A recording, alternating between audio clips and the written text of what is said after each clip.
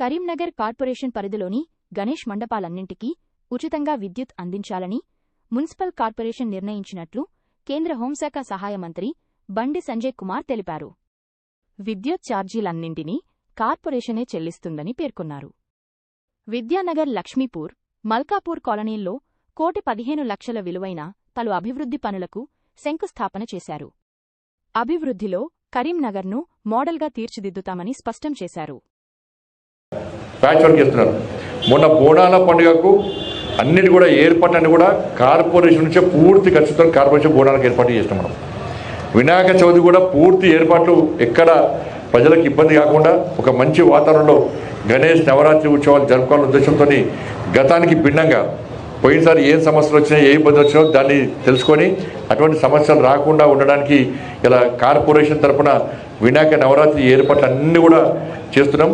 ఇలా current bill కూడా ఊకే మంటపాలకు ఏం చేస్తారంటే వాళ్ళ డ్యూటీ వాళ్ళు చేస్తారు, ట్రాన్స్కోర్ వాళ్ళ డ్యూటీ వాళ్ళు చేస్తారు, వాళ్ళ బిల్లు వసూలు చేయాల్సింది, లేకుంటే వాళ్ళ ఉద్యోగాలు పోతాయి. ఈ కరెంటు వైరు వేయడం, గుంజడం, కొత్త మంటపాలు ఏర్పాటు చేయాలి. ప్రజల కూడా కొత్త యువతను ఎంకరేజ్ చేయాలి. కొత్త యువతను ప్రోత్సహిస్తేనే భక్తిభావం పెరుగుతూనే వాళ్ళు కూడా క్రమశిక్షణ వస్తుంది వాళ్ళు. కాబట్టి వినాయక మంటపాలు ఎన్నెన్న పెట్టండి, కానీ ట్రాఫిక్ ఇబ్బంది లేకుండా ఇలా ప్రజలకు ఇబ్బంది కాకుండా కూడా మనం వినాయక మంటపాలు ఏర్పడండి. వినాయక మంటపాలకు అయ్యేటువంటి కరెంటు బిల్లు కూడా మొత్తం కూడా వారే కడుతున్నారు. ఫ్రీ కరెంట్ సార్, వినాయక మంటపాలకు ఫ్రీ కరెంట్. కరీంనగర్ కార్పొరేషన్ బదిలో ఏదైనా ప్రతిసారి ఇవాళ చందాలు కూడా ఇవ్వనిస్తలేరు.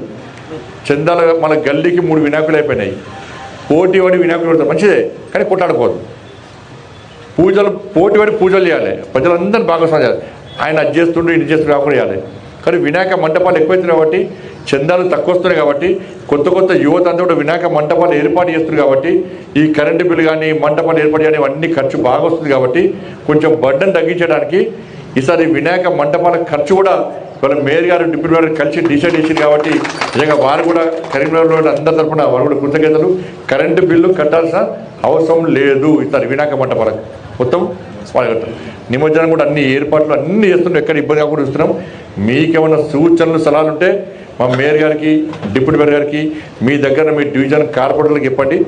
వాళ్ళు వచ్చి ఏ విధంగా ఇంకా బ్రహ్మాండంగా ఒక పండుగ వాతావరణంలో, ఒక ప్రశాంతమైన వాతావరణంలో వినాయక నవరాత్రి ఉత్సవాలు జరుపుకోవడం అట్లా జరుపుకోవడం అందరూ కలిసి జరుపుకోవాల్సిందిగా మీ అందరికీ విజ్ఞప్తి చేస్తూ ఇంకా రాబోయే రోజుల్లో ఇంకా అభివృద్ధి కార్యక్రమాలు చేస్తాం.